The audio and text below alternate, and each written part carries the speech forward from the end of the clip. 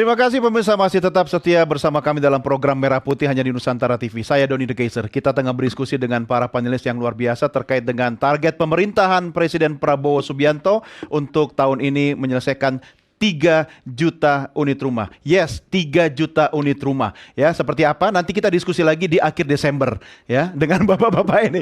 Tapi saya ingin memberikan kesempatan kepada teman-teman yang ada di studio. Ada yang ingin bertanya, boleh sharing, silakan. Boleh berdiri, sebutkan nama, dari mana, ukuran sepatu, hobi, dan silakan. Dengan siapa? Ya, selamat malam. Perkenalkan, nama saya Putri Komalasari dari Universitas Empun Tantular. Ambil program studi apa?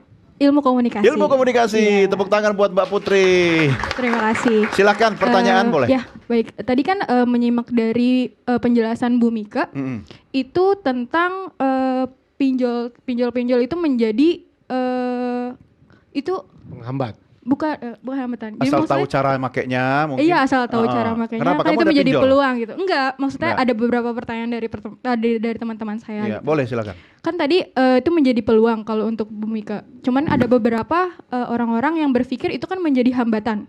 Karena kan yang viral di sosial media ini sekarang itu kalau misalkan mau ngambil kredit rumah itu kan harus lolos BI checking ya. Nah itu apakah menjadi hambatan orang tersebut? Karena kan setahu saya tuh kalau misalkan mau kredit perumahan itu harus didukung dengan kredit dari bank. Kalau misalkan tanpa kredit bank itu gimana sih Bu? Bisa. Maksudnya, tapi bermasalah atau gimana? Bang Joko, Bang Slamet. Itu ya pertanyaannya ya. Begitu. Oke, tepuk tangan buat Mbak Terima Putri. kasih. Silakan langsung direspon. Ya, halo Putri. Betul, memang kalau kita mau mengambil pinjaman itu pasti kita akan dilakukan sama yang mau memberikan pinjaman, lembaga keuangan, itu akan dicek status kredit kita, histori sejarah pembayaran hutang kita sebelumnya. Kalau macet, kita nggak akan dipercaya untuk diberikan, contohnya misalnya dalam mengajukan KPR. Jadi memang betul, kalau kita punya pinjaman macet sebelumnya, itu akan menurunkan kemungkinan kita untuk mendapatkan KPR. Ya. Nah, ini yang menjadi kayak dilema gitu ya. Sementara berbagai seringkali kita dengar adanya macam-macam kasus ya mengenai kasus pinjol yang yang membuat yang kasus-kasus pinjol yang abusive lah istilahnya seperti itu ya. Abusive itu dari sisi si penggunanya maupun maupun dari si pemberi pinjamannya ya. Kasus mengenai ketika ditagih tidak tertagih ya, kemudian ada debt collector, itu menurut saya udah kasus yang abusive. Tapi abusive itu juga bisa dari penggunanya yang tidak memikirkan, yang tidak memikirkan kemampuan bayar, itu satu. Ya. Ketika dia tidak memikirkan kemampuan bayar dan akhirnya jadi macet, maka itu menjadi masalah buat dia. Nah, disitulah kemudian jadi semakin memperkecil kemungkinan untuk mendapatkan KPR. Nah, pelajaran yang bisa diambil itu apa? Berarti kalau meminjam itu kita harus memperhatikan kemampuan bayar kita.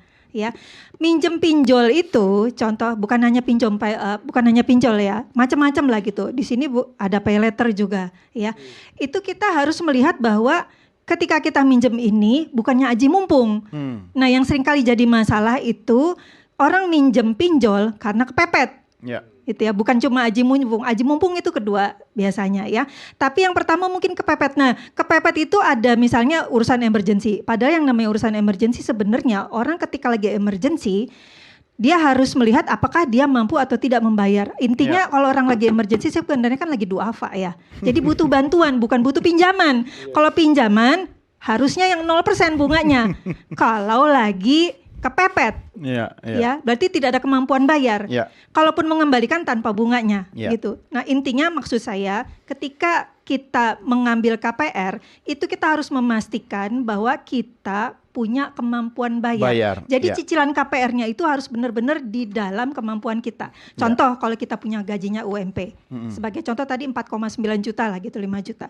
Maka cicilan KPR kita 1,5 juta itu berlaku di mana-mana. Cicilan pinjol, cicilan pay letter itu tadi. Total dari pinjaman kita, jadi bukan cuma satu pinjaman aja. Ya, kalau kita sudah punya sudah punya pinjol, sudah punya paylater, lalu mau ditambah lagi dengan KPR, maka total cicilannya itu tidak boleh lebih dari sepertiga dari pendapatan kita. Ya, saya harus potong. Anda sudah dapat 8 SKS ini. Ya, nanti dilanjutkan setelah program kita. Oke, Bapak Ibu sekalian, saya harus mengakhiri program kita, tapi saya memberikan kesempatan bagi Anda paling tidak semenit untuk memberikan kata penutup ya. Pak Anton, biar everybody happy, program berjalan dengan baik. Apa yang bisa Anda sampaikan? Ya, pemerintah mesti bijak lah untuk mengadres masalah ini ya. Masalah perumahan itu adalah saya pikir sesuatu yang basic ya. Apalagi untuk katanya Indonesia mau menuju Indonesia Emas 2045. Artinya kita udah menuju ke masyarakat madani, modern society. Di mana perumahan itu adalah suatu kebutuhan yang penting. Iya.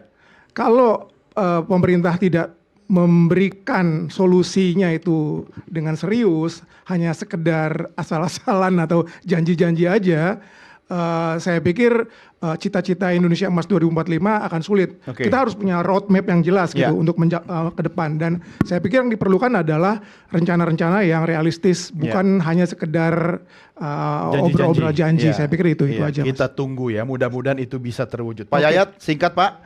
Cerdas. Jadi maksud saya itu masyarakat makin cerdas. Janji realistis, terukur. Pemerintahnya juga harus cerdas kan? Harus cerdas karena masyarakat tadi mengkritisi, memantau.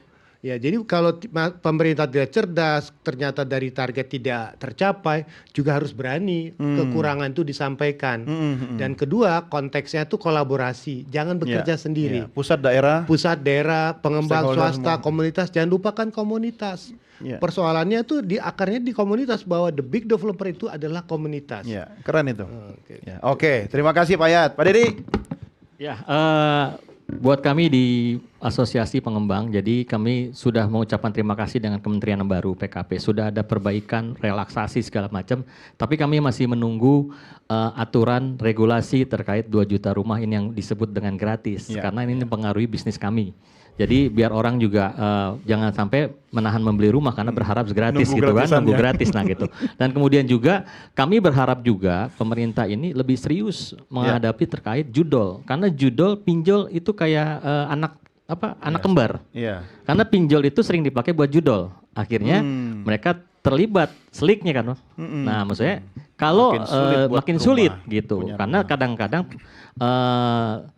merasa kayak pinjol ini, wah ini uang nemu, kayak uang warisan. Nah, seperti itu. Jadi mudah-mudahan pemerintah ini segera membuat regulasi dan juklak-juklis yang jelas terkait 2 juta rumah. Dan kemudian juga terkait kemudahan kami di penyediaan perumahan, penyediaan lahan kalau bisa dibantu seperti itu. Karena land bank nanti bakal jadi masalah seperti itu. Oke, terima kasih. Terakhir Mbak Mika, silakan.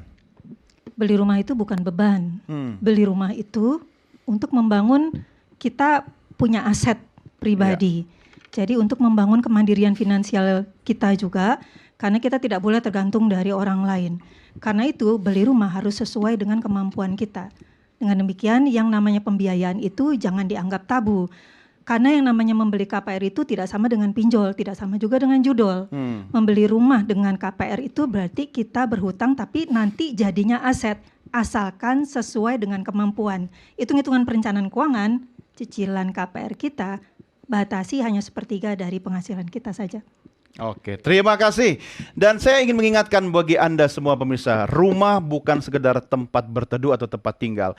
Rumah adalah sarana kita untuk tumbuh, berkembang, dan juga membangun sebuah peradaban. Sudah siap untuk punya rumah? Mari kita tunggu sama-sama pemerintah. Mudah-mudahan 3 juta unit rumah tahun ini bisa tercapai dengan kolaborasi semua pihak, termasuk dengan Bapak Ibu yang hadir di sini yang memang dari sejak segmen awal sudah galaknya minta ampun. Ya, terima kasih Pak Anton, Pak Yayat, terima kasih Pak Dedi, ya Mbak Mika, terima kasih. Sampai jumpa di kesempatan pemirsa. Inilah akhir jumpa kita dalam program Merah Putih. Saya Doni The Kaiser atas nama rekan-rekan redaksi dan kerabat kerja petugas berterima kasih atas kebersamaan kita. Salam Nusantara, merdeka.